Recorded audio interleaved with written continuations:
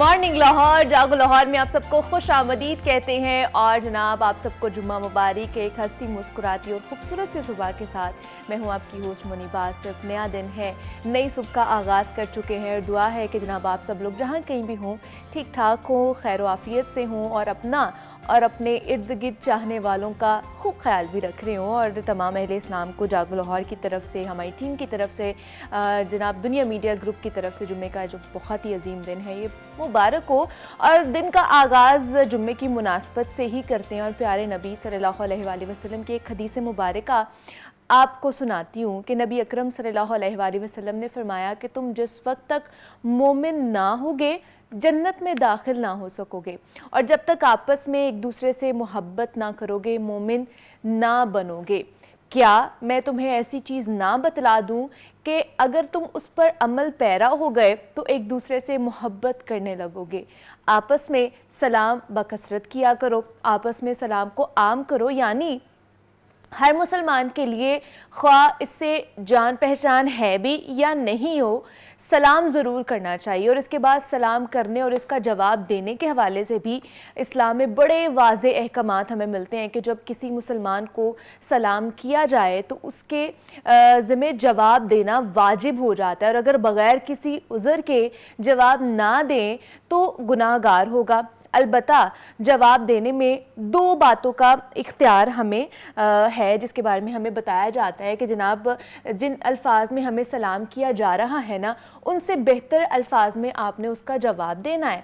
और दूसरा ये कि उन्हीं अल्फाज से जवाब दे दिया जाए, और कोशिश करनी चाहिए कि सलाम करने में हमेशा आप लोग पहल करें, क्योंकि सलाम में पहल करने से एक तो आपकी शख्सियत में आजिज़ी पैदा होती है और अल्लाह ताला को बंदों की आजिज़ी नहायत महबूब भी है। और जनाब हमें हजूर पाक सल्लल्लाहु अलैहि वसल्लम की ज़िंदगी से ये तालीमात भी मिलती है कि उन्होंने हमेशा सलाम करने में पहल ही की है। तो इसलिए जब हमारे नबी सल्लल्लाहु अलैहि वसल्लम इस चीज़ में पहल करते थे और जनाब वो हमें बता के गए हैं कि आपने सलाम में पहल ही करनी है, तो हमें भी किसी से सोचे बगैर समझे बगैर कि वो हम उसको जानते हैं या नहीं जानते हैं या वो पहले सलाम करें, हमें सलाम कर लेनी चाहिए। और जब कोई और सलाम करे तो उसका जवाब भी बेहतर अल्फाज में और उन्हीं अल्फाज में देना चाहिए। तो ये आज का जनाब पैगाम था। सेगमेंट है हमारा हेल्थ एंड फिटनेस, जिसमें हम सेहत के हवाले से मुख्तलिफ मसाइल पर गुफ्तगू करते हैं और हमारे एक्सपर्ट मेहमान उनसे इलाज और एहतियात जानने की कोशिश हम लोग करते हैं। और इसमें कोई शक नहीं है कि दुनिया भर में मोटापा एक बहुत ही आम मसला है। ये ना सिर्फ इंसान की जिस्मानी शक्ल को मुतासर करता है बल्कि इसके मुतअद्दिद जिस्मानी और नफ्सियाती असरात भी होते हैं। और ये समझने की बहुत ज़्यादा ज़रूरत है कि मोटापा सिर्फ आला कैलोरीज़ के शुमार के बारे में नहीं है, ये एक पेचीदा हालत है और इसमें मुतअद्दिद अवामिल भी शामिल होते हैं। और बहुत से लोग मोटापे के समाजी और नफ्सियाती असरात का शिकार हैं। मोटापा बढ़ने की वजह से यकीनन दुनिया भर में कई तरह के मसाइल भी हुए हैं, और तरक्की पजीर ममालिक समेत तरक्की याफ्ता ममालिक में लोगों के मरने का एक सबब मोटापा भी है। और रिसर्च के मुताबिक इस वक्त दुनिया भर में 70% अफराद मोटापे या इजाफी वज़न का शिकार हैं। और ये बात काफ़ी तकलीफ दे है कि एक तो मोटापा कई बीमारियों को गले लगाता है और दूसरी तरफ हम देखते हैं कि तरह तरह की बातें सुनकर मोटापे का जो शिकार मर्द व ख़ातीन होते हैं वो डिप्रेशन में चले जाते हैं और बेशतर इस तकलीफ़ और ज़माने की बातों से तंग आकर मौत के फंदे को गले में सजा लेते हैं, यानी कि ख़ुदकुशी कर जाते हैं। तो आज हम इसी हवाले से गुफ्तगू करने वाले हैं कि जनाब मोटापा आखिर है क्या और वो कौन से अवामिल हैं जो मोटापे का सबब बनते हैं, इससे कैसे बचा जा सकता है, इस हवाले से डिप्रेशन से किस तरह छुटकारा हासिल किया जा सकता है। हमारे साथ इन स्टूडियोज़ में मौजूद हैं प्रोफेसर डॉक्टर नवीद मलिक है, माहिर अमराज़े मोटापा हैं। डॉक्टर साहब आपको भी खुश आमदीद कहती हूँ जागो लाहौर में। और डॉक्टर फरवा रॉय हैं, क्लिनिकल साइकोलॉजिस्ट हैं। डॉक्टर फरवा आपको भी वेलकम कहती हूँ जागो लाहौर में। कैसी हैं आप? मैं बिल्कुल ठीक, आपके? मैं भी बिल्कुल ठीक ठाक। अच्छा डॉक्टर नवीद, आप ही से स्टार्ट करूँगी। मोटापा जो बहुत बड़ी बीमारी है और एक आम मसला बनता जा रहा है, 70% अफराद जो हैं वो मोटापे का शिकार होते हैं। तो मुझे बताइएगा कि इसकी बैक हिस्ट्री क्या है, क्यों ये इतने ज़्यादा ओबेसिटी खास करके बढ़ती जा रही है? जी thank you very much for the invitation. Actually मोटापा आपको पता है कि जैसे आपने पहले बताया कि बहुत बड़ा बर्डन है हमारे हेल्थ सिस्टम के ऊपर। 70% पीपल आर ओबीज या कहने ओवरवेट है। ओवरवेट है, हाँ। रीज़न जो मोस्ट कॉमन रीज़न मैं समझता हूँ वो हमारे जंक फूड्स ही हैं, ओके। जो हमारे डाइटरी हैबिट्स हैं ये, और फिर सेडेंटरी लाइफस्टाइल। कि हमारी कोशिश होती है कि हम गाड़ी को मॉल के अंदर या शॉप तक ले जाएंगे, हाँ, एग्जैक्टली। हमें कुछ ना करना पड़े, एक कदम भी पैदल चलना कोई नहीं चाहता। तो ये दो फैक्टर्स मेन हैं, एक तो हमारा सेडेंटरी लाइफस्टाइल और फूड हैबिट्स, लेट नाइट खाना, सो जाना फ़ौरन खाने के बाद, ये सारे फैक्टर्स हैं। अच्छा, लेकिन क्या हम इस मसले को मसला समझते हैं अपना, मतलब जो ओबीज लोग होते हैं वो इसको समझते हैं कि हम ओवरवेट हैं, हम ओबीज का शिकार हो रहे हैं और हम इसकी वजह से बाकी बीमारियों का शिकार हो रहे हैं? अब कुछ अवेयरनेस पैदा होना शुरू हो गई है फॉर द लास्ट 4-5 ईयर्स, बल्कि मैं कहूँगा शायद 10 ईयर्स से हमने यहाँ पे काम शुरू किया पाकिस्तान में ओबेसिटी के ऊपर। ओबेसिटी सर्जरीज हम करते हैं, तो उसमें अब हमने काफ़ी अवेयरनेस प्रोग्राम्स किए हैं, कुछ कॉन्फ्रेंसेस की हैं, फॉरेन स्पीकर्स को इनवाइट किया। तो अब कुछ मीडिया के हवाले से भी काफ़ी हेल्प मिली है हमें कि इसमें अवेयरनेस पैदा करने के लिए कि मोटापा एक बीमारी है। जैसे हम शुगर को, ब्लड प्रेशर को बीमारी समझते हैं, तो ये तमाम बीमारियों की जड़ है। मोटापे की वजह से शुगर, ब्लड प्रेशर, बांझपन, जोड़ों की दर्द और बहुत सारे मसाइल होते हैं। आपको पता, कहा जाता है ना कि मोटापा 100 बीमारियों की जड़ है। बीमारियों की जड़ है, बिल्कुल। अब इसमें अवेयरनेस पैदा हो रही है। लोग पहले तो ये था ना कि बच्चा हेल्दी है या कोई भी हेल्दी हो, कहते हैं सेहत है जी, ठीक है। लेकिन अब वो सेहत वाला फैक्टर आहिस्ता आहिस्ता लोगों के जहन से निकल रहा है कि नहीं यार, ये एक इशू है और इसको ट्रीट करना चाहिए। अच्छा, इस पर बात करेंगे कि सेहतमंद होना और ओबीज होने में क्या फ़र्क है। अभी डॉक्टर फरवा की तरफ चलूँगी। डॉक्टर फरवा, बहुत से जो ओबीज लोग होते हैं, जो मोटापे का शिकार होते हैं, वो जिस्मानी तौर पर तो मुतासर हो रहे होते हैं, नफ्सियाती तौर पर भी मुतासर हो रहे होते हैं। मतलब हमारी सोसाइटी उनको बहुत ज़्यादा बातें भी सुनाती हैं, तुम मोटे हो, तुम्हें तो ये भी बीमारी है, वो भी बीमारी, मतलब इस तरह के जो बातें सुननी पड़ती हैं। तो नफ्सियाती तौर पर किस तरह वो डिस्टर्ब रहते हैं, और वो फिर मैंने तो ये भी देखा है कि जो ज़्यादा डिप्रेशन, एंजाइटी का शिकार होते हैं वो ज़्यादा खाते भी हैं, तो उसकी वजह से भी वो मोटापे का शिकार होना शुरू हो जाते हैं।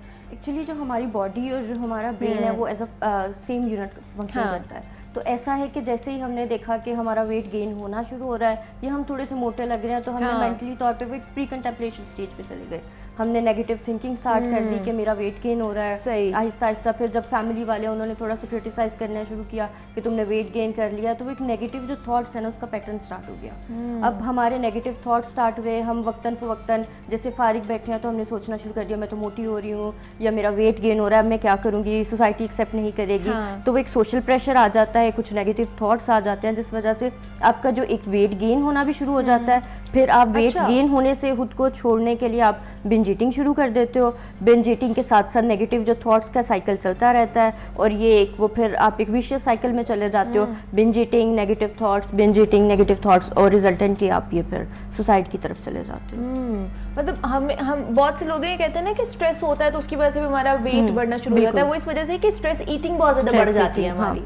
स्पेशली हमारी ईटिंग डिसऑर्डर्स आजकल बहुत सारे लोगों को हो रहा है, जिसमें बिंज ईटिंग है, फिर पर्जिंग आ जाता है। आप खा लेते हो, उसके बाद उस चीज़ को वॉमिट करके उसको निकालने की कोशिश करते हो, फिर आप खा लेते हो। तो इस तरह वो स्ट्रेस जो लेवल है वो पीक पे चला जाता है, और आप खाना, क्योंकि कैलोरीज ऑफ कोर्स आपकी बॉडी उतनी देर तक ले चुकी होती है, फिर पर्जिंग करके आप सिर्फ जो उसका वेस्टेज मटेरियल है वो ही निकाल रहे होते हो, तो इससे भी वेट गेन ज़्यादा हो रहा है। फिर हमारी जैसे डॉक्टर साहब ने बताया कि हैबिट्स ऐसी हैं कि हम ज़्यादा एक्टिविटी की तरफ नहीं जाते, तो वो भी हम ऑफ कोर्स ज़्यादा हाल ही रह रहे हैं, फारिग बैठे हुए मीडिया देख रहे हैं, वहाँ पे स्मार्टनेस का जो कॉन्सेप्ट है वो देख रहे हैं, तो उससे जो हमारे नेगेटिव थॉट्स हैं वो ज़्यादा काफ़ी बढ़ रहे हैं, और हमारा जो ईटिंग की हैबिट्स है वो और ज़्यादा हो रही हैं, और जिसकी वजह से हम लोग ज़्यादा मोटापे का शिकार होते जा रहे हैं, क्योंकि समझ नहीं आ रही होती ना। अच्छा डॉक्टर साहब, जिस तरह मैंने बात की कि सेहतमंद और मोटापे में एक मेरे ख्याल से बड़ी थिन सी लाइन है जो हमें समझ नहीं आती है। हमारे घरों में होता है कि अच्छा बच्चे को देसी घी वाले पराठे खिलाओ या सुबह पराठे खिलाओ,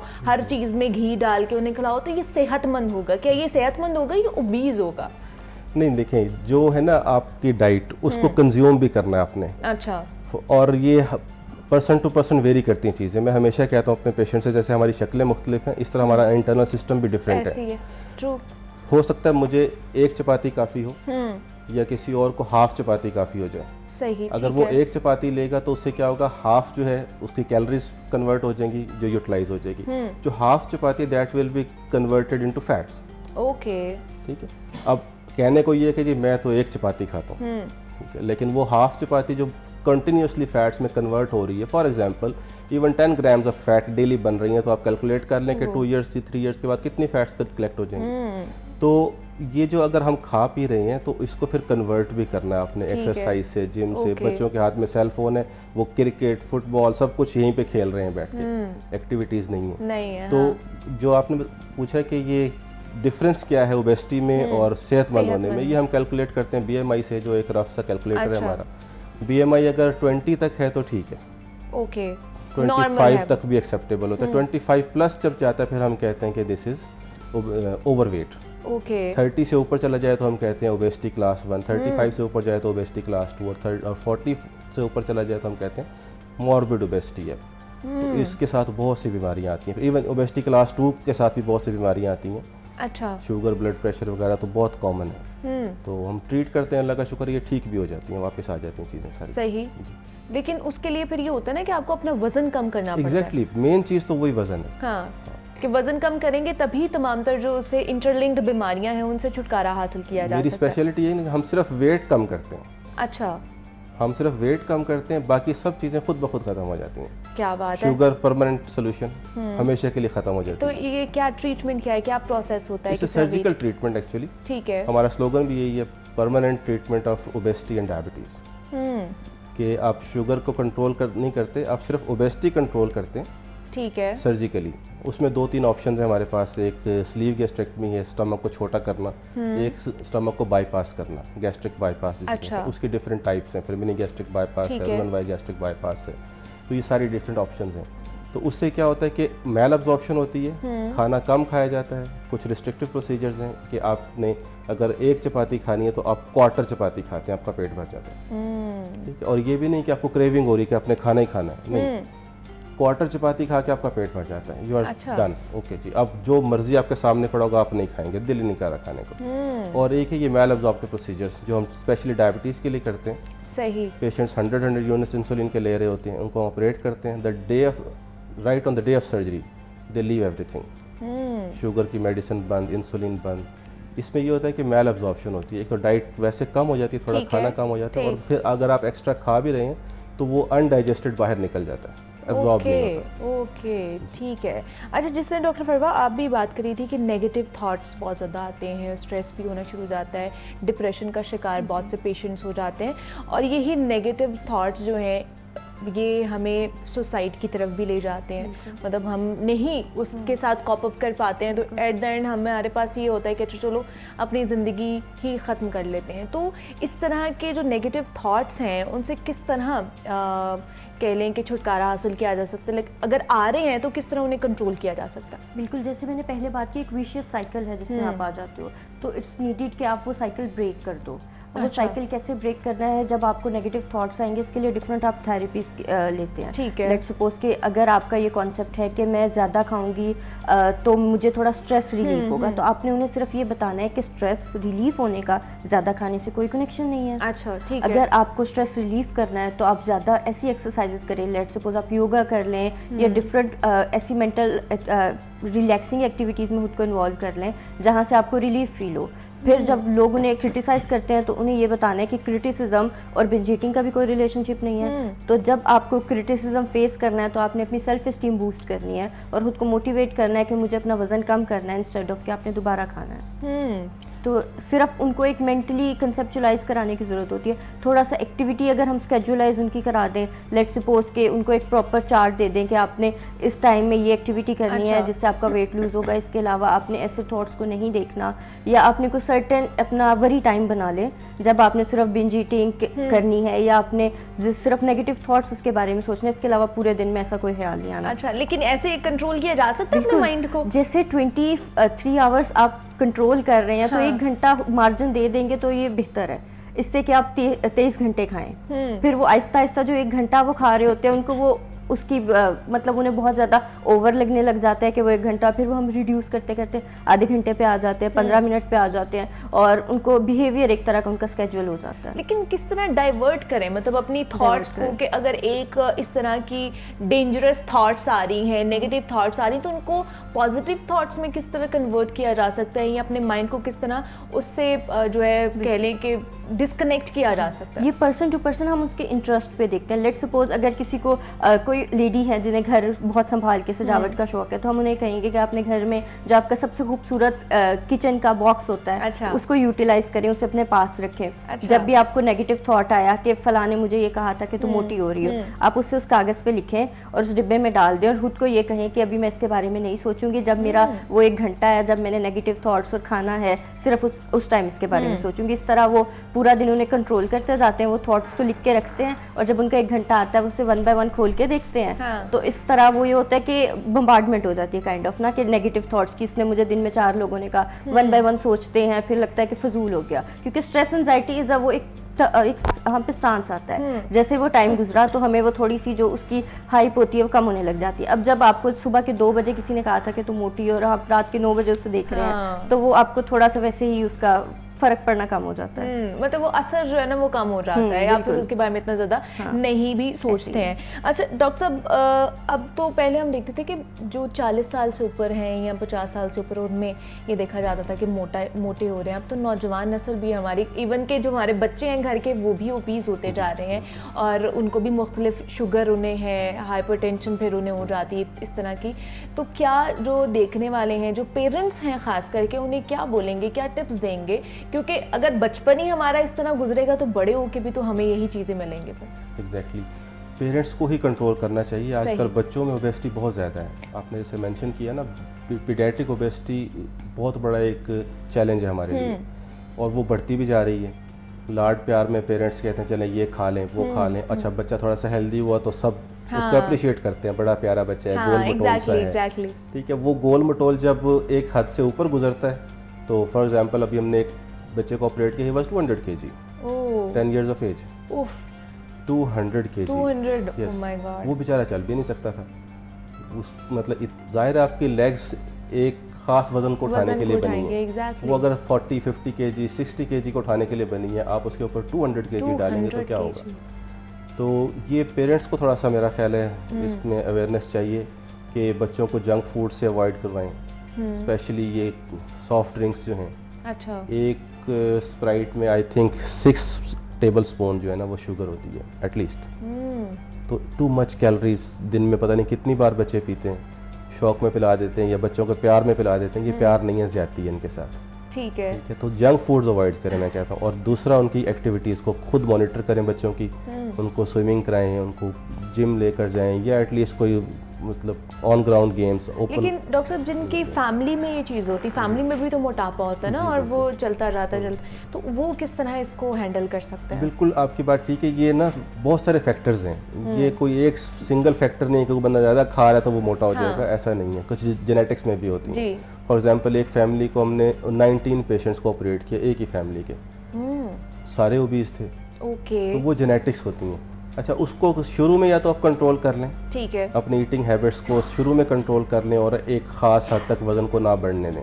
लेकिन उसके लिए बहुत मेहनत करनी पड़ती है आपको, कंटिन्यूअस रनिंग, एक्सरसाइज, जिम और डाइट कंट्रोल, सारा कुछ। उसमें फिर ये है कि सर्जरी मस्ट हो जाती है समटाइम्स। सारी उम्र आप डाइट नहीं कर सकते, सारी उम्र आप एक्सरसाइज नहीं कर सकते, थक जाते हैं, टाइम आता है। और कुछ टाइम ऐसा भी आता है कि आपको टाइम नहीं मिलता एक्सरसाइज करने का या जिम करने का, आप इतने बिजी हो जाते हैं अपने स्केड्यूल में। और स्पेशली फीमेल अगर प्रेगनेंसी हो गई है तो उसमें आप कुछ नहीं कर सकते। तो वो एक फैक्टर्स हैं। तो उसमें फिर डेफिनेटली हम सर्जरी ही रिकमेंड करते हैं कि सर्जरी करवा लें। तो अच्छा, सर्जरी के जहाँ पे एडवांटेजेस हैं, क्या उसके डिसएडवांटेजेस भी हैं अगर उसको सही तरीके से लीड ना किया जाए पेशेंट की तरफ से? सर्जरी एक्चुअली हर पेशेंट में रिकमेंडेड नहीं होती। अच्छा, ठीक है। ये नहीं कि जो हेल्दी पेशेंट आएगा, ओवरवेट पेशेंट आएगा, उसको हम सिर्फ सर्जरी ही रिकमेंड करेंगे, नहीं।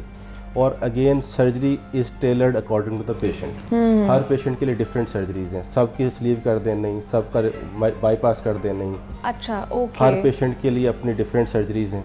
कि हम पहले वे करते हैं उनको, उनकी डाइटरी हैबिट्स, जैसे उनका साइकोलॉजिकल एवेल्यूएशन करवाते हैं हम। ओके। कोई ज़्यादा तो नहीं खाता, कोई मीठे का शौकीन तो नहीं है, उसके लिए कौन सी सर्जरी हमने करनी है, पहले उसकी काउंसलिंग करनी है, साइकेट्रिस्ट के पास भेजते हैं उनको कि इसकी एवेल्यूएशन करें, फिर उनके कुछ हम लैब टेस्ट करवाते हैं, ब्लड टेस्ट वगैरह करवाते हैं, तो हम डिसाइड करते हैं कि इसके लिए कौन सी सर्जरी बेहतर रहेगी।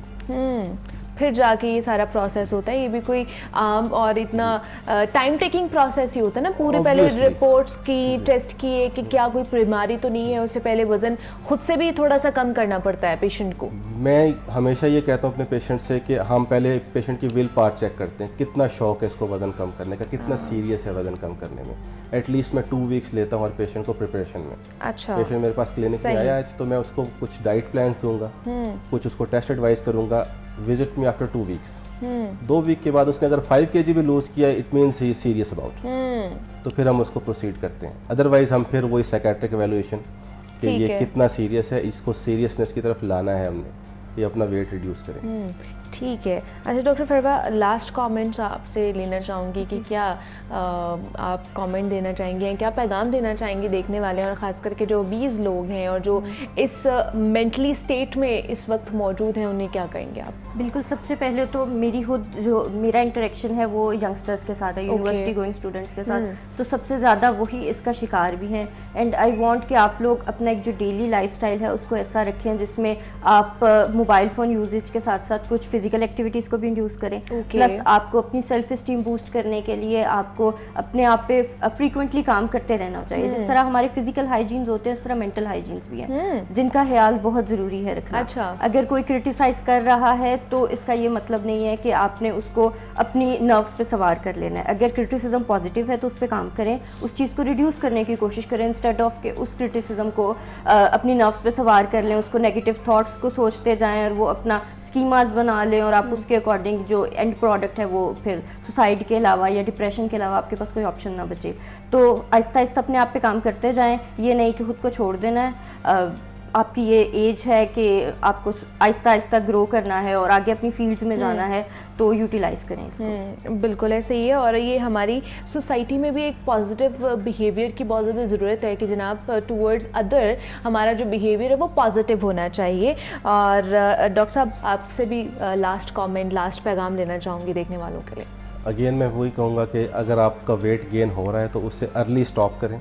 कोशिश करें उसको जंक फूड अवॉइड करके, डाइट प्लान अपना फॉलो करके और कुछ फिजिकल एक्टिविटीज़ के साथ। और अगर एक हद से ज़्यादा आपका वज़न हो गया है, फॉर एग्जांपल 35 BMI से आप ऊपर चले गए, BMI is very simple indicator, mobile phone में ऐप्स होती हैं। अच्छा। अपने एज, हाइट, वेट डालते हैं उसमें तो आपका BMI आ जाता है इसमें। अगर आप 35 से ऊपर है तो definitely you should go for surgery.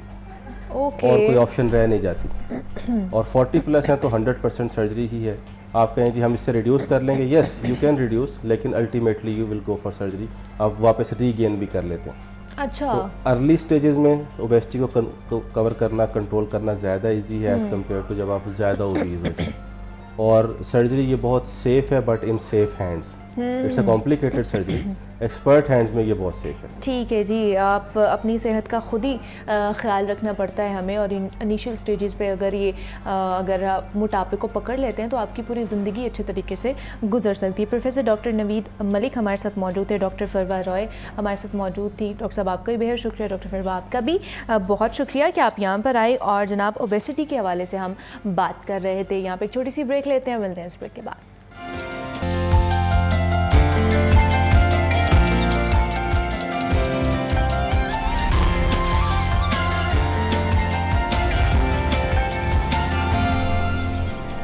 Welcome back to जागो लाहौर। जनाब ब्रेक से वापस आ चुके हैं और बढ़ते हैं अपने नेक्स्ट सेगमेंट की तरफ। और जनाब आज दुनिया भर में world safety and health at work मनाया जा रहा है।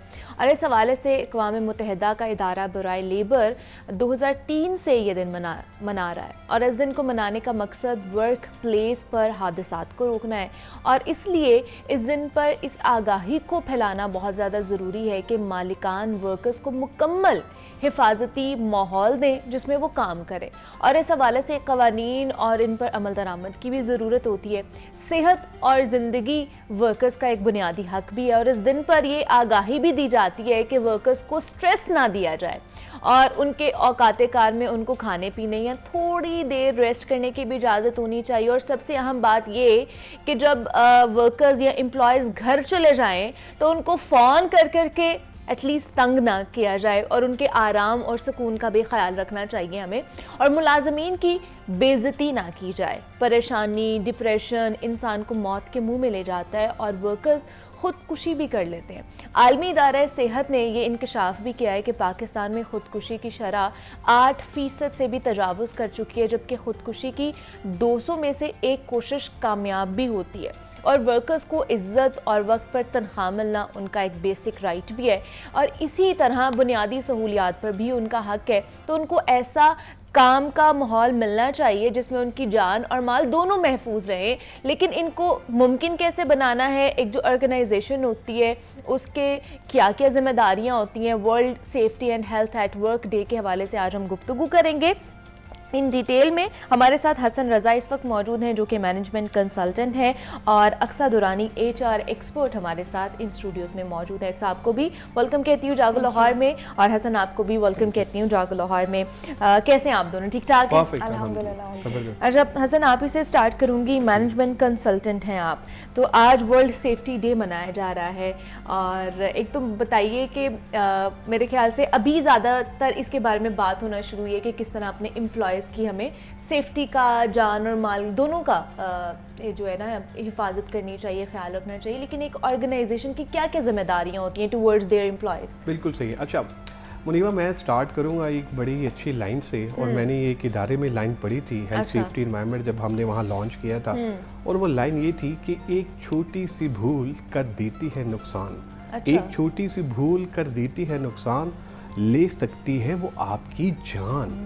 तो मतलब ये इतना इम्पॉर्टेंट है कि हमें आइडिया ही नहीं है कि हम शायद छोटी छोटी चीज़ों को हम समझते हैं कि यार नहीं यार ये कर लेना चाहिए। अच्छा, हम एज ए कॉम ना जरा थोड़ा सा ना हम दिलेर हैं, हम जज्बाती हैं, हम समझते नहीं यार ये जैकेट्स या इस तरह की चीज़ें जो गैजेट्स पहनने की हमें ज़रूरत नहीं है, तो हम जो है ना हम जाएंगे और आराम से काम कर लेंगे। ऐसा बिल्कुल नहीं है। हर जगह पे हर इदारे की नॉर्म्स एंड वैल्यूज़ हैं, कल्चर है। और दूसरा ये है कि देखिए हेल्थ सेफ्टी एनवायरनमेंट जो है ना वो हर ऑर्गेनाइजेशन में नहीं है। हमारे यहाँ पाकिस्तान में ये बड़ा डायलेमा है। मल्टीनेशनल कंपनीज़ में सिस्टम बने हुए हैं, वहाँ पे सारी चीज़ें बनी हुई हैं, वहाँ पर हर चीज़ है। लेकिन देखिए आप जहाँ पर हम कंस्ट्रक्शन सेक्टर की अगर आप बात करें, आए दिन कितने मजदूर बेचारे हैं जिनकी डेथ होती है, ऊपर चढ़ जाते हैं, वो जाके काम करते हैं, और जब वो गिरते हैं और फिर जाके कोई उनका इलाज भी नहीं कराता। मैं आपको एक रियल टाइम स्टोरी आपसे शेयर करना चाहूँगा मनीबा। मैं एक इदारे में काम करता था, तो हम ना गाड़ी पार्क करते थे एक जगह पे, तो हॉस्पिटल की पार्किंग थी वो। अच्छा। हॉस्पिटल की आप इमेजिन करें, तो वहाँ पे वो पार्किंग बॉय था, तो एक दफ़ा उसको चढ़ के ना कोई साफ़ करनी थी वो जगह। तो वो जगह साफ़ करनी थी, वो वहाँ से नीचे गिर गया। तो हम उसको पार्किंग के ना हर मंथ में ना पैसे भी दिया करते, तो वो नीचे गिर गया। तो मैं वापस आया जब छुट्टी का टाइम था, तो मैंने उससे पूछा यार वो कहाँ है?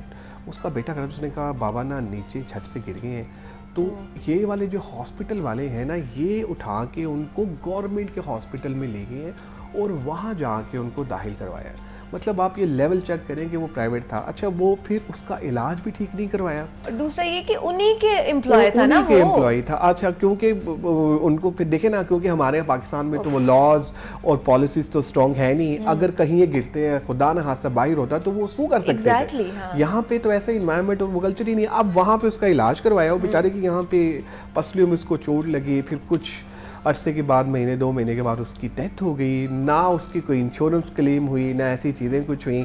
तो देखिए हमारे यहाँ, क्योंकि मैं जैसे आपको पहले ही बताया ना, कोई चीज़ें तो है नहीं है, तो हम डेज तो बड़े अच्छे मना लेते हैं, हम सेलिब्रेट भी कर लेते हैं, हम बातें भी कर लेते हैं, और हम फिर सारी चीज़ें कर लेते हैं। लेकिन जहाँ पे इम्प्लीमेंटेशन है वहाँ पे नहीं है।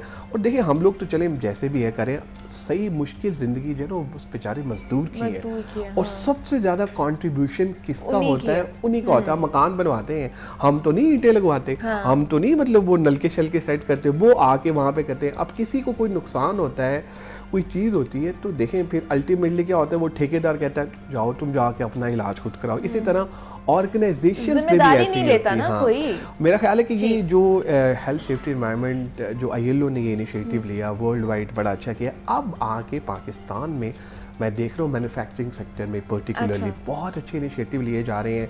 पर्टिकुलरली मैं एक इदारे की बात करूँगा, नाम मैं नहीं लूँगा, लेकिन वहाँ पे उन्होंने ऐसे ज़बरदस्त गेम्स लोगों को करवाना शुरू की, हेल्थ सेफ्टी एनवायरनमेंट की, वहाँ पे ऑन फ्लोर उन्होंने मैन्युफैक्चरिंग। अब वो जो होती है ना हमारी जो लेबर तबका होता है, जब आप उनसे अपनाइयत के साथ बड़े प्यार से मिलते हैं ना तो वो आपके अपने बन जाते हैं। तो जब आप उन्हें कहते हैं नहीं ये तुमने करना है, ये तुमने ये सारी चीज़ें करनी, तो फिर वो कहते हैं नहीं यार फिर हम नहीं करेंगे। तो वहाँ पर उन्होंने बाकायदा तौर पे लोगों को हेल्थ सेफ्टी एनवायरनमेंट की जो गेम्स हैं वो वहाँ पे उन्होंने करवाई और बड़ा अच्छा इनिशिएटिव चल भी रहा है। और इसी तरह चलता है ना, आपने अगर किसी इदारे को आगे लेकर जाना है तो वो जो निचले वाला तबका होता है, आपके एम्प्लॉयज़ होते हैं, जब तक आप उनको अपने साथ नहीं मिलाएंगे आप तरक्की नहीं कर पाएंगे। अच्छा अक्सर आपसे ही जानना चाहूँगी कि हम लोग किसी इदारे में जब काम कर रहे होते हैं तो हमें ये होता है कि हमारा एम्प्लॉय 8 घंटे पूरी ड्यूटी करे, अच्छा परफॉर्मेंस भी उसकी होनी चाहिए, 100/100 होना चाहिए, लेकिन उसकी मेंटली सिचुएशन हम उसके ऊपर कुछ कॉम्प्रोमाइज़ नहीं करना चाहते हैं कि वो जिस मर्जी मेंटली स्टेट में हो, हमें परफॉर्मेंस अच्छी चाहिए, लेकिन वही मेंटली स्टेट उन्हीं की वजह से ख़राब होती है। तो उसके लिए हमें किस तरह का एनवायरनमेंट चाहिए? अच्छा मुनीबा, आपकी बात बिल्कुल ठीक है, हमारी काफ़ी कंपनीज़ में इस तरह का कल्चर चल रहा है, बट मैं बहुत खुशकिस्मत खुद को कंसीडर करूँगी कि मैं एक ऐसी ऑर्गेनाइजेशन का पार्ट हूँ जहाँ पे इस चीज़ को बहुत ज़्यादा इंपॉर्टेंस दी जाती है। ठीक है 9 आवर्स हमने स्पेंड करने हैं एक ऑर्गेनाइजेशन में, बट यहाँ पर हमारे जो ओनर्स हैं वो प्रेफर करते हैं कि जो हमारे एम्प्लॉयज़ हैं उनकी काउंसलिंग होनी चाहिए। अगर वो किसी किस्म का मेंटल डिस्ट्रेस में है या किसी प्रॉब्लम में है या किसी ट्रॉमा में है तो हम काफ़ी कोशिश करते हैं कि हम उस चीज़ में उसकी हेल्प करें। अभी आपने थोड़ी देर पहले बात की कि एम्प्लॉयज़ को सैलरी नहीं दी जाती है या लेट कर दी जाती है, जो कि एक बहुत उनके लिए एक पेन की चीज़ होती है कि थ्रू आउट होल मंथ काम करने के बाद उनको सैलरी नहीं मिले। और एक बहुत अच्छी एग्जांपल सेट की हमारी ऑर्गेनाइजेशन ने कि हमारी जो सैलरीज हैं वो 28 को आ जाती हैं प्रीवियस मंथ की। तो इस तरह के पॉजिटिव स्टेप्स लेने से जो हमारे एम्प्लॉयज़ हैं उनका एटीट्यूड अपनी कंपनी की तरफ बहुत ज़्यादा पॉजिटिव होता है, वो मज़ीद लॉयल होते रहते हैं, राइट। और दूसरी बात, इस तरह के बेनिफिट्स जिस तरह अभी हसन भाई ने भी बताया हेल्थ रिलेटेड होने चाहिए कि जिससे उनको फील हो कि हमारी कंपनी भी हमको इम्पोर्टेंस दे रही है। मैं अपनी कंपनी की एग्जांपल्स इसलिए दे रही हूँ कि मैंने यहाँ पर ये लाइव एग्जांपल्स होते देखी हैं कि जो हमारा बिल्कुल लोअर लेवल का तबका है हम उसको एम्पावर कर रहे हैं। हमने उनकी सैलरीज बिल्कुल भी उस तरह की नहीं रखी जिस तरह हमारी लोअर वेज चल रही है, हमने उससे कई गुना ज़्यादा उनकी सैलरीज रखी हैं। हमने उनको भी वही बेनिफिट्स दिए हैं, अगर जिस हॉस्पिटल में मेरा ट्रीटमेंट होगा उसी हॉस्पिटल में उसका भी ट्रीटमेंट होगा। तो बताने का मकसद ये है कि स्टिल इस तरह की ऑर्गेनाइजेशन एग्जिस्ट कर रही हैं जहाँ पे एम्प्लॉयज़ का बिल्कुल फैमिली की तरह ख्याल रखा जाता है, उनको फैमिली की तरह ओन किया जाता है, रादर कि जस्ट दे लाइक के नहीं ये हमारे एम्प्लॉयज़ हैं तो बस इन्होंने काम किया हमने सैलरी दिया, दैट्स इट। मेरा ख्याल है ऑर्गेनाइजेशंस में इस तरह के स्टेप्स लेने चाहिए जिसमें उनको लगे कि नहीं हमारी जो कंपनी है वो हमें ओन कर रही है, उनको भी हमारे मेंटल स्ट्रेस और हमारे डिप्रेशन का या किसी भी चीज़ का ख्याल है। तो आई थिंक इस तरह के स्टेप्स लेने चाहिए कंपनी। एग्जैक्टली लेने चाहिए। अच्छा दूसरा हसन, मतलब बहुत सी ऐसी ऑर्गेनाइजेशन होंगी जहाँ पे आपको खाने पीने की इजाज़त नहीं होती है वर्किंग आवर्स में, कि आपने अगर 8 आवर्स की ड्यूटी करनी है तो आप 8 आवर्स की ड्यूटी ही करेंगे, आप कहीं जाके थोड़ी देर रिलैक्स भी नहीं कर सकते हैं कि यार अपने माइंड से थोड़ी सी चीज़ों को निकाल के दोबारा से जाके हम काम करेंगे। इस तरह का इन्वायरमेंट भी बहुत ज़्यादा स्ट्रेसफुल होता है जिसमें आपको ऊपर प्रेशर डाला जाता है, तो किस तरह आपकी परफॉर्मेंस ख़राब होती है। एक तो वो, दूसरा जब आप स्ट्रेसफुल रहते हैं तो आपके फिर जो ऊपर आपके बॉसेस होते हैं उनके साथ भी आपकी नहीं बनती है, पीछे आप फिर उनकी शिकायत भी करते हैं, लेकिन जब उनको ओहदा मिला हुआ है आपने उनके सामने जाके उनको कहना है कि जी ठीक है बॉस इज़ ऑलवेज राइट, ये एक मानी जाती है। तो किस तरह इस चीज़ को चेंज किया जा सकता है या इसके साथ कोप अप किया जा सकता है? अच्छा देखिए, जब भी कोई एम्प्लॉय सुबह आता है ना तो सबसे पहले वो घर से भी तंग आया होता है। उसकी रीज़न है महंगाई इतनी ज़्यादा है, बेगम के ताने हैं, फिर वो अगर जॉइंट फैमिली रह रहा है तो फिर वालिदा के बाकी सारी चीज़ें, तो वो वहाँ पर हमने देखना है। हमारे यहाँ ना एक कॉन्सेप्ट है, उसको कहते हैं कॉर्पोरेट एम्पैथी, कि यहाँ पर आके ना यार आप उससे पूछे तो सही, उससे सुने तो सही कि उसके साथ मसले मसाइल के हैं। हम ऐसा नहीं करते। वो एक शायर ने बड़ी प्यारी बात की, मैं अक्सर अपने सेशंस में कहता हूँ, जब वो एक बंदा आता है ना वो बड़ा दुखी होता है बेचारा, लेकिन वो क्या करता है, जैसे आप भी एंकर हैं, घर के बड़े मसले मसाइल हैं और इश्यूज़ हैं, तो शायर ने बड़ा प्यारा, उसने कहा लोग कहते हैं हमें आदत है मुस्कुराने की, लोग कहते हैं हमें आदत है मुस्कुराने की, पर वो क्या जाने ये आदत है गम छुपाने की। क्या बात, तो क्या आई मीन जब वो सामने आता है, जब एम्प्लॉय आता है सामने, वो भी देख रहा होता है, उसको भी पता होता है यार मैंने काम करना है 8 घंटे, मैंने अपनी प्रोडक्टिविटी देनी है। अच्छा मालिक जो होता है ना वहाँ पे, वो कहता है देखो मैं तुम्हें रोने धोने के पैसे नहीं देता, ना मैं तुम्हारी पर्सनल चीज़ों के पैसे, मैं तुम्हें पैसे देता हूँ काम के। सिंपल सी बात है, तुमने काम करना है तो होने देना है। अब इस सोच को हमें बदलना पड़ेगा और वक्त के साथ साथ बदल भी रही है। देखिए आपका एरा, मेरा एरा और अक्सा का एरा, हम लोगों का एरा जरा डिफरेंट था। अब ये आ रही है जनरेशन जी, ये नहीं सुनेगी ये वो आपको इन्वायरमेंट भी उनको वैसा ही देना पड़ेगा और ये जो स्टैंडर्ड्स हैं आपके, आपको उनको मेंटल हेल्थ और बाकी सारी चीज़ें कंप्लीट पैकेज आपको देना पड़ेगा, वरना अदरवाइज आप इनसे काम नहीं करवा सकते क्योंकि ये बातें नहीं सुनेंगे, बातें नहीं सुन सकती। तो क्योंकि उसकी रीज़न ये है कि ना वो गैजेट्स के साथ अभी जिस तरह हम चीज़ें चल रही हैं मोबाइल्स पे, उनके सोशल मीडिया, उनकी ग्रूमिंग भी उसी तरह से हो रही है। तो we have to change with the changing dynamics, वरना अदरवाइज आपके लिए मुश्किल हो जाएगा। अब जब प्रेशर की जब हम बात करते हैं और 8 घंटे आपने मैंने, बात यह है कि आपको अपने काम से ना प्यार होना चाहिए। आप अपने आप को बिजी कर लें। हमें क्यों एंग्जाइटी, क्यों डिप्रेशन होती है? ठीक है यार ऑर्गेनाइजेशन हमारे लिए कुछ नहीं कर रही है, लेकिन हमारे पास इतने कुलीग्स प्यारे हैं, हमारे पीयर्स अच्छे हैं, बॉसेस से मिल जाते हैं, बीवियों की तरह टफ मिल जाते हैं, कोई लाइफ में कोई ऐसा चीज़ें भी आ जाती हैं, लेकिन बहरहाल वी हैव टू अकोमोडेट। कोई ऐसे टॉक्सिक लोग भी होते हैं, लेकिन आप देखें ना आपकी फैमिली में भी टॉक्सिक लोग होते हैं, आप उनको छोड़ तो नहीं ना सकते। आपने उनको मैनेज करना है, आपने उनको अपने साथ चलाना है और उनके साथ ही फिर आपने लाइफ स्पेंड करनी है। कई दफ़ा लाइफ पार्टनर भी आपको ऐसा मिल जाता है, लेकिन अब आप छोड़ भी नहीं सकते। मतलब देयर आर मेनी एग्जांपल्स। तो मेरा ख्याल है कि इसको बेहतरीन तरीका ये है कि आप अपने काम पे फोकस करें, ज़्यादा आप पर्सनल लेवल की कोई डिस्कशन जो है ना उससे भी इज्तनाब करें, अपनी बातें ना करें। लेकिन अब क्योंकि जैसे मैंने कॉर्पोरेट एम्पैथी की बात की, तो अब साइकोलॉजिकल जो इफ़ेक्ट है, जो साइकोलॉजिकल ऑर्गेनाइजेशंस पे जो साइकोलॉजी के लोग हैं उनको लोग हायर कर रहे हैं। जैसे we are working in a tech sector, तो क्या होता था हमारा एक कोडर है ना, वो बैठे बैठे ना वो उसने 18 घंटे कोडिंग करनी है, 12 घंटे कोडिंग करनी है और बैठे बैठे खुद ही बातें करना शुरू हो गया। मतलब इतना स्ट्रेस इस लेवल का आ गया कि लोग, अब उसका काम तो ये नहीं है उसने थोड़ा मारना ही है, जो उसने तो आराम से बैठ के लैपटॉप के सामने कोडिंग करनी है। लेकिन क्योंकि वो कोडिंग ही कर रहा है तो उसको इतना मेंटल स्ट्रेस आया कि मतलब वो फिर हम लोगों ने फिर साइकोलॉजिकल अक्सा जानती हैं सेशंस हमने रखे, कंसल्टेंट्स हायर किए, फिर हमने उनकी पूरा प्रोफाइल बनाया कि यार इसको किस तरह से हमने जो है वो करना है।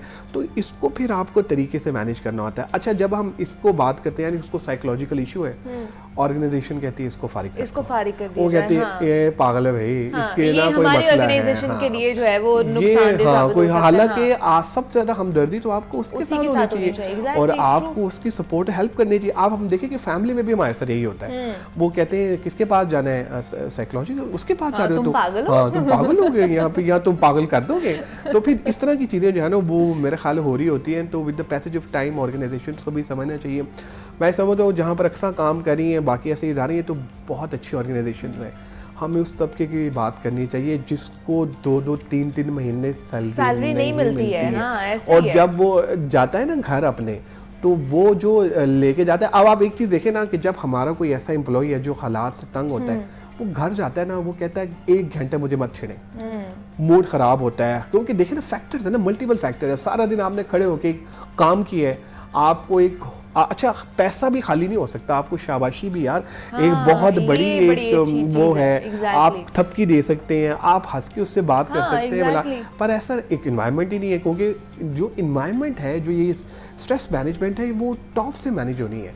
सेठ साहब ये नहीं चाहते, वो चाहते हैं यार काम की बात हो, बस काम के पैसे देने हैं। लेकिन अब वैसे मैंने बताया चेंज होना चाहिए, चीज़ें चेंज होनी चाहिए। मतलब बहुत सी ऐसी ऑर्गेनाइजेशन अक्सर आपने भी देखी होंगी जहाँ पे मतलब अगर आपका बॉस अगर आपके साथ आया है, लिफ्ट में उन्होंने ऊपर जाना है, तो आपके बॉस ने आपसे हंस के बात नहीं करनी है, पूछ लें कि हाउ आर यू, कैसा काम चल रहा है। एक शाबाशी होती है ना कि अगर किसी ने अच्छा काम किया है तो उसको अच्छा एक शाबाशी दे दें कि बहुत अच्छा काम किया है, के लिए वो बहुत और उसके लिए वो मोटिवेशन लेवल और ज़्यादा बढ़ जाता है। बिल्कुल। ये चीज़ें किस तरह हम लेकर आ सकते हैं? मतलब अगर बॉस के पॉइंट ऑफ व्यू से देखें तो किस तरह इस चीज़ को बेहतर किया जा सकता है?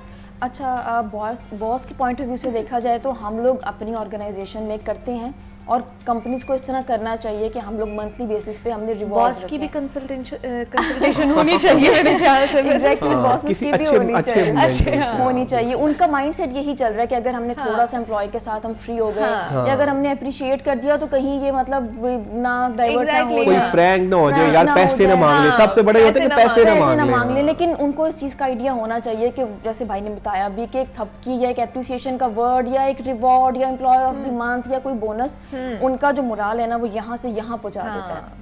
तो ये है कि इस तरह की एक्टिविटीज़ हमें रखनी चाहिए। मैं तो अपनी ऑर्गेनाइजेशन में as a people and culture manager मैंने इनिशिएट लिए हैं कि एम्प्लॉय ऑफ द मंथ होना चाहिए, हमारी वॉल ऑफ द फेम लेकिन है। अच्छा, इस तरह की जो स्टेप्स है ना अक्सर मैंने देखे ज्यादातर कॉर्पोरेट सेक्टर में होते हैं। हाँ। उससे हट के भी तो बाकी ऑर्गेनाइजेशन है ना जिसमें होने चाहिए, होने, मतलब एक लेकिन नहीं हो एग्जांपल रहे। वहाँ पे सेट हो रही है तो बाकी ऑर्गेनाइजेशंस में भी होनी चाहिए। अच्छा, ये चीज़। ये भी मैं आपको एक चीज़ बता रही हूँ, लिंक्डइन एक ऐसा मतलब प्लेटफॉर्म है जहाँ पर हम इस किस्म की जब एक्टिविटीज़ पोस्ट करते हैं ना, कुछ लास्ट 2-3 सालों से जब कंपनीज ने इस तरह की चीज़ें पोस्ट करना स्टार्ट की हैं तो बाकी कंपनीज के लिए उसने एग्जाम्पल सेट किया है। हाँ। मतलब मैं भी अगर देखती हूँ कि अच्छा फलाना कंपनी ने इस तरह की चीज़ की है, अच्छा मुझे भी अपनी कंपनी में ये स्टेप लेना चाहिए, तो सारी बात ये घूम फिर के आ जाती है कि आपकी अप्रोच किस तरह की है या आपकी कंपनी ने एज ए HR आपको एम्पावर कितना किया है Okay. कि उन्होंने आपको ये अथॉरिटी दी है कि आप उस कल्चर में चेंजिंग ला सकें।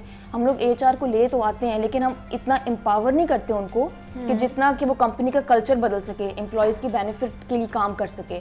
तो लिंक्डइन के थ्रू अगर जो लोग इस तरह की चीज़ें पोस्ट करते हैं, लोग अक्सर भाई कोई पता है बोलते हैं कि इंस्टाग्राम बना लिया लिंक्डइन को, ये कर लिया वो कर लिया, बट मेरा ख्याल है ऐसी पॉजिटिव एक्टिविटीज पोस्ट करने से और भी कंपनीज उसको देखती हैं, अच्छा ये कंपनी कर रही है तो कहीं हमारा एम्प्लॉय हमें छोड़ के उनके पास ना चले जाए क्योंकि उनका कल्चर बहुत अच्छा है, उनका मतलब बेनिफिट्स उनके बहुत ज़्यादा हैं।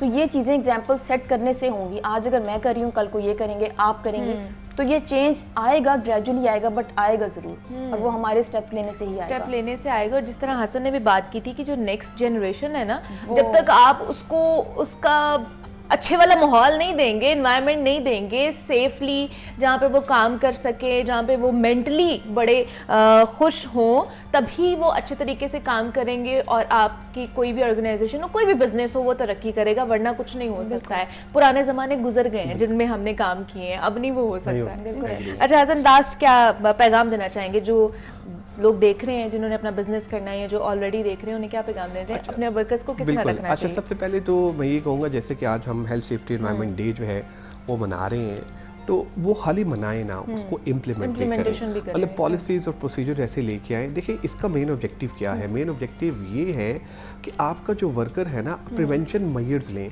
कि आपका कोई वर्कर किसी हादसे का शिकार ना हो, उसकी ऐसे कोई ही। ज़िंदगी में कोई ऐसी चीज़ ना आ जाए, कोई परमानेंट डिसेबिलिटी ना आ जाए कि जिससे वो घर बैठ जाए।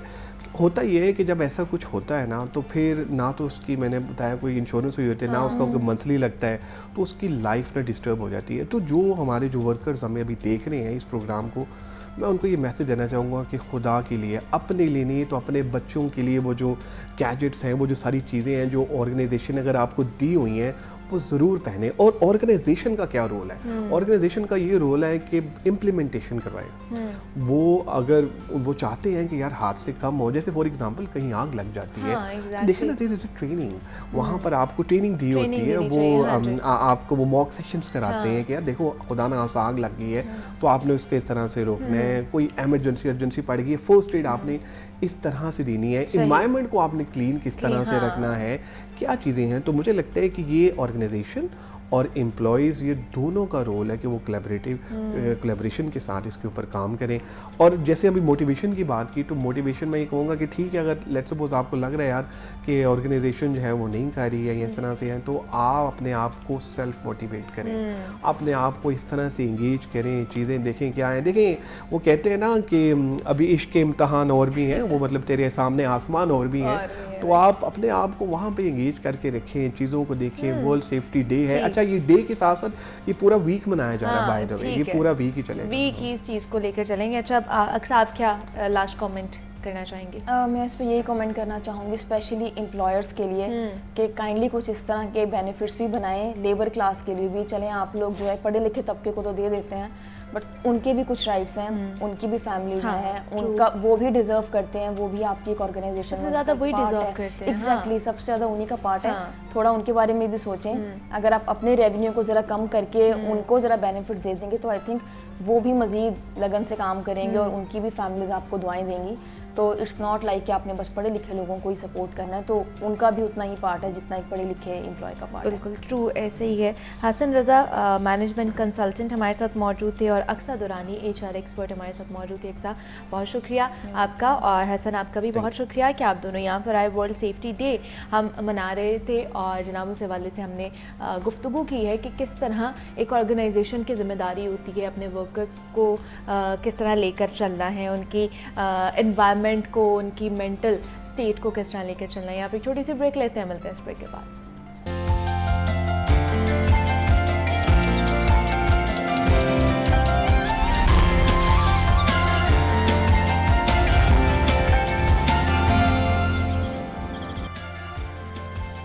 वेलकम बैक टू जागो लाहौर। और जनाब अब कुछ बात कर लेते हैं लाहौर शहर के मसाइल के हवाले से। और लाहौर शहर जो है वो इस वक्त मसाइलस्तान बना हुआ है, और जब भी किसी चीज़ की बात की जाती है सिर्फ प्रॉब्लम्स ही हमारे सामने आती हैं, उसका हल कहीं पर भी तलाश नहीं किया जाता है और ना ही हमारे सामने आता है। और आज भी एक ऐसे ही दरीना मसले के हवाले से जनाब हम बात करने जा रहे हैं, और वो है शहरियों को बर वक्त सस्ते और मयारी आटे की फराहमी को यकीनी बनाना, जो कि पिछले कुछ अरसे में एक ख्वाब की तरह दिखाई देता है। यूँ लगता है जैसे आवाम के साथ कोई मजाक किया जा रहा है, और एक तो कीमतें बढ़ा दी जाती हैं, दूसरा मार्केट से अशियाई गायब कर दी जाती हैं, और इंतज़ामिया खामोश तमाशाई बनी होती है। गरीब बेचारा जाए तो कहाँ जाए, पहले ही महंगी रोटी और आटा ख़रीदने पर मजबूर है, अब जब मार्केट से मिलेगा ही नहीं तो क्या करेगा। और अगर ताज़ा तरीन सूरत हाल पर बात कर ली जाए तो महकमा खुराक पंजाब ने 1100 फ्लोर मिल्स का गंदम कोटा मुअत्तल कर दिया, जिस वजह से आटे का बहरान शदीद होने का इम्कान है।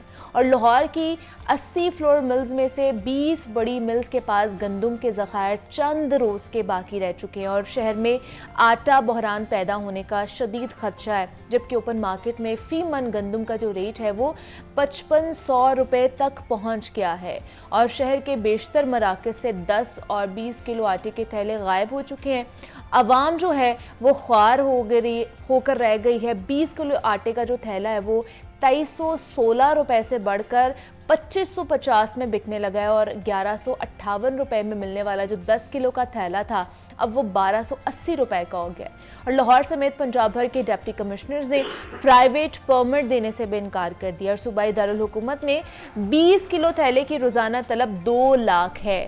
तो शहर में इस वक्त आटे की सप्लाई और डिमांड की क्या सूरत हाल है, आने वाले दिनों में बहरान से निपटने के लिए हुकूमत और जो मिल्स मालिकान हैं क्या इकदाम कर रहे हैं, इस हवाले से डिटेल में गुफ्तगू करते हैं। इस वक्त इन स्टूडियोज़ में हमारे साथ मौजूद हैं इमरान अकबर हैं, नुमाइंदा लाहौर न्यूज़ हैं। उनसे जानते हैं जनाब ये आटे का मसला कब हल होगा और क्या वजूहात हैं कि हल ही नहीं होता है। इमरान, आपको खुशामदीद कहती हूँ जागो लाहौर में, कैसे हैं आप? जी मैं ठीक हूँ। आटे का मसला 12 मरतबा हम इसको डिस्कस कर चुके हैं इमरान, और ये है कि हल होने का नाम ही नहीं लेता है। अब क्या वजूहात सामने आ रही हैं, क्या मसला है कि आटा भी गायब है, गंदम भी महंगी हो गई है, क्या वजूहात है? जी बहुत शुक्रिया आपका। इतने मसाइल हैं कि आपको पता ही है, मगर कसम ले लें आपने सब कुछ बता दिया। सारा इंट्रो आपने, इसकी अंदर की कहानी आपने बता दी है, हर चीज़ आपने बताई है, और यही सच है, यही हकीकत है। मकसद ये है कि हर साल प्रोक्योरमेंट होती है, मगर इस साल प्रोक्योरमेंट आ गई थी रमज़ान में। हाँ जी ठीक है। रमज़ान में प्रोक्योरमेंट के दौरान जो है आटा जो है देने के लिए गंदम फराहम की गई मिलों को, सही, और इधर से प्रोक्योरमेंट शुरू कर दी गई पंजाब के मुख्तलिफ ज़िला से, ठीक है, क्योंकि लाहौर शहर में तो इतनी जल्दी हो नहीं सकती थी मार्च में ही। तो जैसे ही रमज़ान शुरू हुआ तो वो मार्च में शुरू हुआ है। अच्छा। तो प्रोक्योरमेंट भी मार्च की 10 तारीख को शुरू हो गई, सही, जो एक नोटिफिकेशन है मैं उसके मुताबिक बात कर रहा हूँ।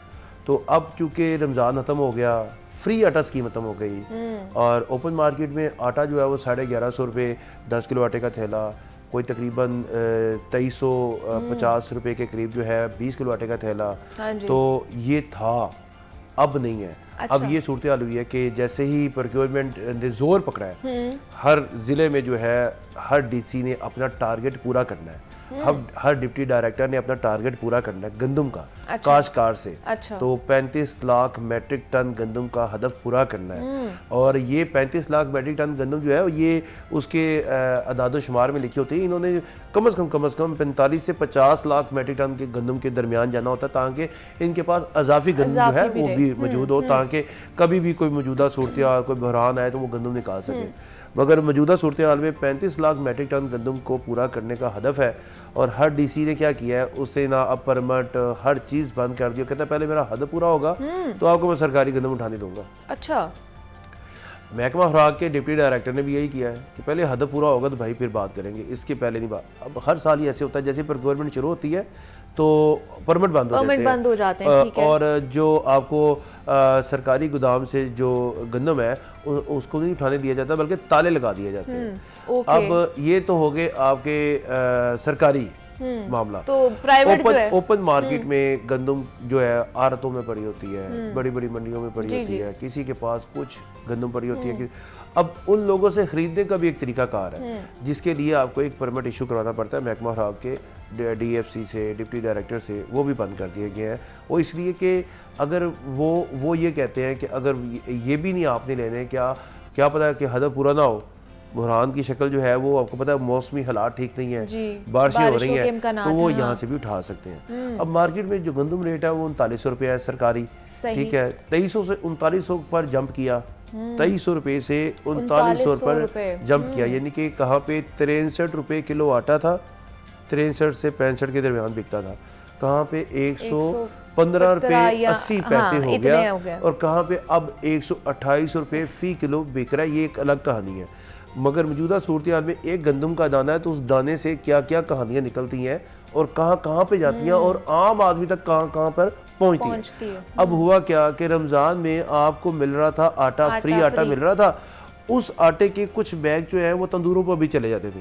तंदूर मालिक कहता था कि यार चलो अभी शोर ना पड़े, रमज़ान है, चले हम भी थोड़ा सा स्वाब कमा लेते हैं, तो आटा आप भी जाकर फ्री ले आओ। वो 10-20-15 बोरियां उनके पास चले और गई हैं, इसमें कोई शक नहीं है, गई हैं और उन्होंने वो आटा बेचा। और आटा रोटी महंगी नहीं बेची उन्होंने, रोटी अपनी कीमत पे 15 रुपए पे ही बेची है, सादा रोटी जो आम आदमी खाता है। मतलब जैसे स्कीम खत्म हुई तो नान भाई एसोसिएशन ने भी कहा कि हमने भी रोटी बढ़ा दी। वजह ये हुई कि जब ये रमजान में ओपन मार्केट में आटा महंगा हुआ था ना, 1150 रुपए जंप हुआ, तो ये चले गए थे डीसी ऑफिस में। अच्छा। ये कहते थे भाई कहाँ, ये क्या किया, हमें तो पता ही नहीं है, महंगा आटा हम कैसे खरीद के सस्ती रोटी बेच सकते हैं। हाँ। अब हो गया फिर दोबारा खत्म वो सस्ता आटा, फ्री आटा, तो अब वो फिर बाहर निकल आए हैं।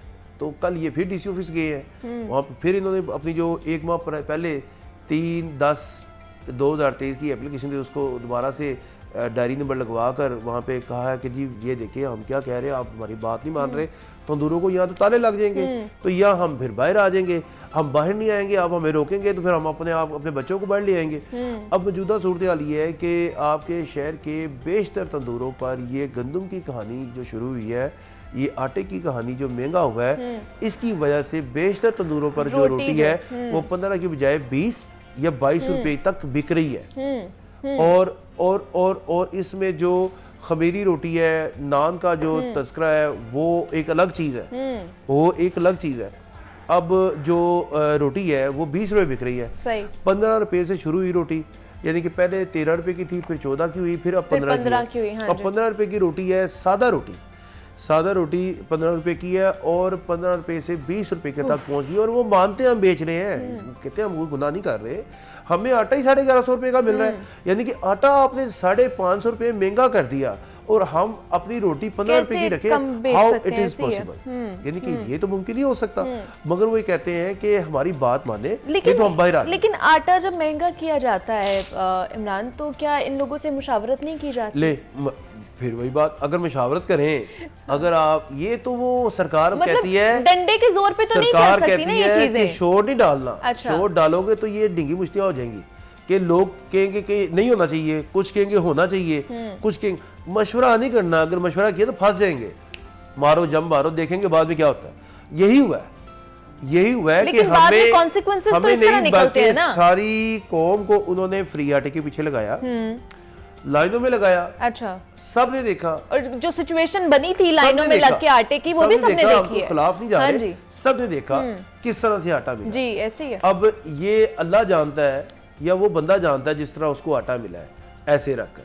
तो ऐसे तो कभी रखकर ना कोई भी बंदा घर में आटा लेकर गया नहीं है। और जिस तरह उन तक आ रहा था, जिस तरह फेंके जा रहे थे वो आटे की अब शॉप थैलियां। से आटा जब बंदा खरीदने जाता है ना तो वो पैसे देकर खरीदने जाता है। अब बगैर पैसों के आटा तो फिर ऐसे ही मिलेगा। लेकिन जिनकी जाने गई है इमरान, उनकी जिम्मेदारी कौन लेगा? देखिए, जाने जाना और ये आटा देना, पहले तो ये है कि ये इनिशिएटिव लिया गया कि जी आटा फ्री देंगे, ठीक है, बड़ी अच्छी बात है जी।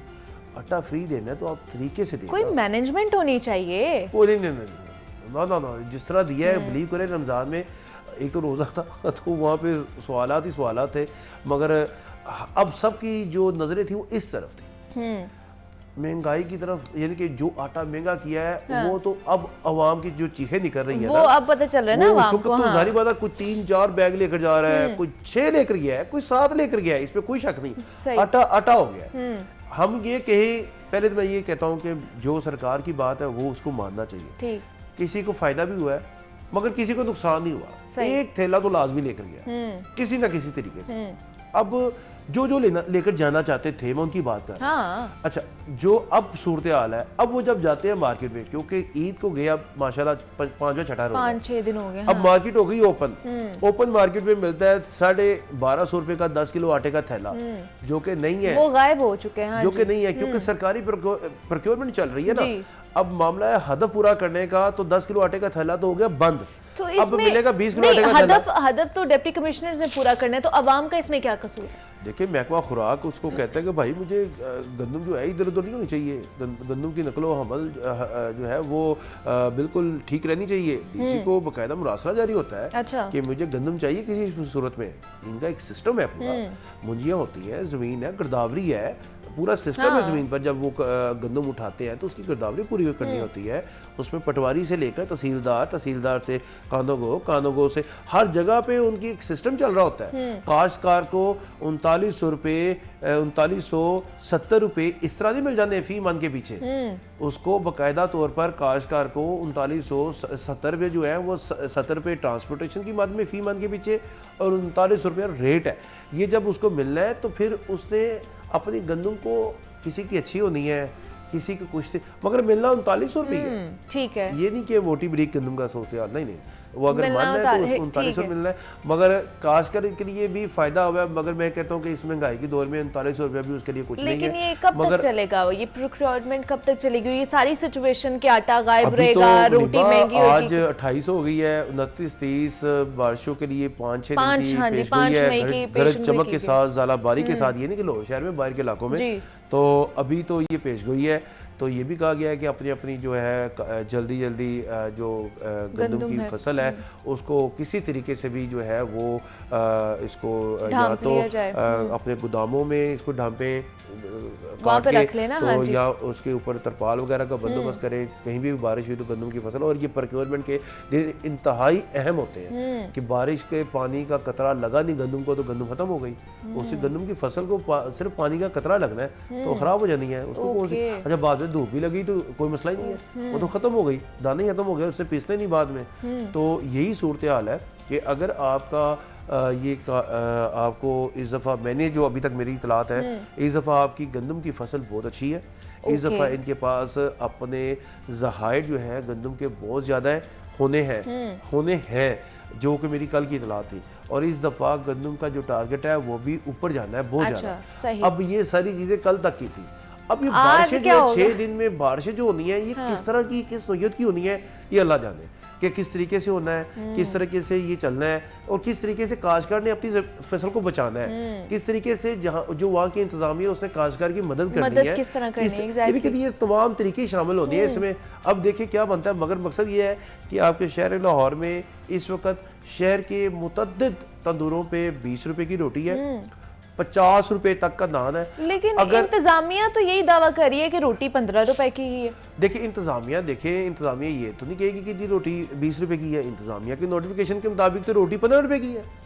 तो ऑब्वियसली अगर वहाँ पे नोटिफिकेशन लेके भी एक आदमी जाएगा कि इंतजामिया तो कह रही 15 रुपए की, लेकिन उसे 20 रुपए की मिल रही है, तो नहीं, उसमें अवाम ने तो 5 रुपए एक्स्ट्रा देने ही अगर देने। मजिस्ट्रेट जाएगा तो तंदूर वाला कहेगा जी जी मैं तो तो वो 15 तो की बेच रहा हूं। मजिस्ट्रेट है ना, आम आदमी तो नहीं कर सकता ना। तो बात वही आ गई ना, फर्ज करें हाँ। लाहौर के हम लगा लेते हैं कोई 10 से 15 हज़ार तंदूर है, कोई 70 मजिस्ट्रेट है, 70 मजिस्ट्रेट खुद तो नहीं जाते, उन्होंने जो आगे 15-20 बंदे रखे होते हैं, वो जब जाते हैं तो वो उनको जुर्माने भी करते हैं, तो वो जुर्माने किसी को ज्यादा कर देते हैं और इनके साथ चलना पड़ता है तंदूर वालों के साथ। इनको ये वाहिद तबका है, अगर ये इनको ज्यादा जुर्माना करेंगे तो ये गरीब तबका ये बाहर आ इसका जाता है। मतलब है इन्होंने आज खुद अभी इजाफा किया है इसमें, खुद लेकिन इजाफा एट द एंड इंतजामिया भी इसमें आ जाएगी। देखिए इंतजामिया क्या करे ना, इंतजामिया के पास ये कोई सरकारी तंदूर थोड़ी है कि वो कहेगा जी नहीं हम खुद ही पकवा रहे, नहीं, ये तो प्राइवेट तंदूर है, प्राइवेट मालकान है और इन्होंने ये करना होता है कि फाइन आटे को लेना होता है, सही। ये आटा उनको वाइट आटा साथ चाहिए होता है, उसमें वो इस्तेमाल करते चले हैं। ये तो कहानी होगी ना आटे की, गंदम की, और जनाब के रोटी कितनी महंगी हो गई है। मियां आसिम रजा साहब ने भी हमें ज्वाइन किया है, चेयरमैन है फ्लोर मिल्स एसोसिएशन के। सर बहुत शुक्रिया आपके वक्त का। सर बताइएगा, आटे का मसला हर दफ़ा इस पर बात भी करते हैं, आप भी हमारे साथ होते हैं, तो ये कब मसला हल होगा, कब ये तमाम तर प्रॉब्लम जो है इससे हमें छुटकारा हासिल होगा और अवाम जो है एक सुख का सांस ले पाएगी? देखें, बहुत शुक्रिया। इस टाइम से जो सूरत हाल है उसमें ये है कि नई गंदम आई हुई है, हाँ जी, और तमाम सूबे के अंदर जो इजरा है, रिलीजेस है गंदम की, वो बंद कर दी है। तो नॉर्मली इस फसला में या इस अरसे के अंदर ये होता है कि सरकारी गंदम के जो गंदम बंद की जाती है उसके बाद परमिट का इजरा कर दिया जाता है प्राइवेट सेक्टर से गंदम ट्रांसपोर्ट करने के लिए। सही। ये पहली दफा है कि अभी तक गंदम के परमिट जो हैं कि हम ट्रांसपोर्ट कर सकें जनूबी पंजाब से नॉर्दर्न पंजाब की तरफ, वो नहीं हो पाया। उसकी रीजन ये थी कि इस दफा पहली दफा टारगेट दे दिए गए डिप्टी कमिश्नर्स को, इससे पहले ये फूड डिपार्टमेंट के टारगेट होते थे। नहीं तो आसिम साहब पहले इस तरह नहीं होता था क्या? नहीं, ऐसा नहीं होता था पहले। अगर सरकारी रिलीज देखें, मिलना तो गंदम पे चल रहा है ना जी, मिल के अंदर से गंदम नहीं पड़ी होती, हाँ जी, या सरकार देगी, जब मार्केट में खत्म हो जाती है तो सरकारी गंदम का इजरा शुरू होता है। हाँ, जब सरकारी खत्म हो जाए, अपना प्राइवेट मार्केट में आती है तो सरकारी को बंद कर दिया जाता है। तो प्राइवेट लाने का कोई मैकेनिज्म होता है। अगर आप एक जिले से दूसरे जिले की तरफ जाने लगते हैं तो पुलिस के एहलकार, फूड डिपार्टमेंट के एहलकार और डीसी ऑफिस के एहलकार उसको उतार लेते हैं और सेंटरों पे ले जाते हैं गंदम को, जिससे अपना जो भी ट्रांसपोर्ट होता है, चाहे वो फ्लोर मिल हो या कोई और आड़ती लेके आ रहा हो, उसको नुकसान बेयर करना पड़ता है, लिहाजा वो पॉसिबल नहीं होता। अब सूरत हाल इससे भी है कि जिलों के अंदर से गंदम उठाई जा रही थी, जो सिंध से गंदम आई थी वो पिंडी के अंदर अनलोड कर दी गई, अच्छा, लाहौर में अनलोड कर दी गई, मिलों के अंदर से निकाल के ले गए और उनको अपने सेंटरों पे उतार लिया गया। तो ऐसी सूरत हाल के अंदर तो फिर लोकली। और ये रीसेंट वाकयात हैं जो आप बता रहे हैं? जी सर, मैंने कहा ये रीसेंट वाकयात हैं आसिम साहब जो आप बता रहे हैं? मैं आपसे ये पिछले एक हफ्ते और 10 दिनों की बात कर रहा हूँ, ईद से एक हफ्ता पहले और ईद के बाद की बात कर रहा हूँ। अब कल बहावलपुर के अंदर जितनी गंदम पड़ी हुई थी मिलों के अंदर से उठा ली गई, हालांकि उनको पोर्टल के ऊपर भी अपलोडेड थी, उससे कहीं कोई प्रॉब्लम नहीं है। वो सरकारी जो हम शो करते हैं कि मेरे पास स्टॉक पड़े हैं, वो मौजूद था उस पोर्टल पे, लेकिन इसके पे कोई पॉलिसी नहीं है, सिर्फ ये है कि हम गंदम खरीदते हैं। लेकिन हाजिर वक्त करंट सिनेरियो के अंदर गंदम आवाम को आटा कैसे मिलना है इस टाइम पे, उसका कोई हल नहीं है। कल हमारी फूड पंजाब से मुलाकात हुई तो उन्होंने हमें यकीन दहानी कराई थी कि हम आज इसका कोई बंदोबस्त करेंगे, लेकिन ताहाल अभी तक कोई ऐसा बंदोबस्त नहीं किया गया परमिट का। अगर परमिट दिए भी गए थे इससे पहले तो वो सारी गाड़ियां अनलोड कर ली गई थी, जिससे एक यकीनी पैदा हो गई कि हम माल लोड नहीं कर सकते। ठीक है आसिम साहब, इमरान अकबर भी हमारे साथ मौजूद हैं, वो भी आपसे कुछ पूछना चाह रहे हैं। जी अस्सलाम वालेकुम आसिम भाई। जी साहब, इमरान भाई खरीद से आपकी? जी मैं ठीक हूँ आसिम भाई। ये तो हो गई ये 6 दिन की कहानी, जारी बात है ईद खत्म होनी थी तो लोगों को पता चल जाना था कि क्या सूरत हाल उनके साथ होनी है। जब ये रमज़ान में आटा महंगा हुआ तो आटा फ्री भी बिक रहा था, चलें शुक्र अल्लाह ताला का कि जो लोग थे वो आटा ले रहे थे, मगर जो आटा 550 रुपये 10 किलो आटे के पीछे महंगा हुआ, मुझे कहीं पे एसोसिएशन का रोल नज़र नहीं आया, कोई छोटी सी प्रेस रिलीज भी नज़र नहीं आई कि इतना आटा महंगा कर दिया है कि लोग अब ये रमज़ान के बाद चीखें मारेंगे, और कहीं पे भी मुझे एसोसिएशन का को दर्द नजर नहीं आया कि शहरियों के साथ क्या होने वाला है। देखें, एसोसिएशन का काम जो है वो अपनी ग्राइंडिंग करना है। ये सरकार ने रेट्स देने होते हैं कि वो आवाम को कितना महंगा आटा खिलाना चाहते हैं। अच्छा। नेवर एवर हमने तो ये कहा कि इतनी बड़ी महंगाई कभी नहीं हुई जो इस अरसे में हुई। आप ये देखें कि 3 सालों के अंदर 1300 रुपए से उठा ठीक के है। आपने गंदम का रेट 3900 रुपए कर दिया, 3 गुना हो गया। इतनी बड़ी महंगाई तो कभी नहीं देखी किसी चीज में। आप चीनी देखें, 1 चम्मच डालते हैं, उसका रेट भी वही है, और आटा उससे महंगा हो गया है। जो आदमी ने 1 किलो या 2 किलो रोज कंज्यूम करते हैं उसका रेट कहाँ पे चला गया, और जो चीनी है वो 1 चम्मच डाली जाती थी चीनी का और आटे का। ठीक है, ये इतना बड़ा मेरे ख्याल से मसला है कि इसके ऊपर जितनी बात की जाए वो कम है, और वक्त की थोड़ी सी किल्लत है जिसकी वजह से हमें यहीं पे इसको खत्म करना पड़ेगा। मैं आपके प्रोग्राम के में ही निगरान वज़ीर आला पंजाब को कहूँगा कि सब्सिडाइज कीमतें लेकर आए आटे पर, क्योंकि आटा बहुत महंगा है। ठीक है जी, मियां आसिम रजा साहब हमारे साथ मौजूद थे, इमरान अकबर हमारे साथ मौजूद थे। सर आपका भी बहुत शुक्रिया, इमरान आपका भी बेहद शुक्रिया। हमें इजाज़त दीजिए, अपना ख्याल रखिएगा, अल्लाह हाफ़िज़।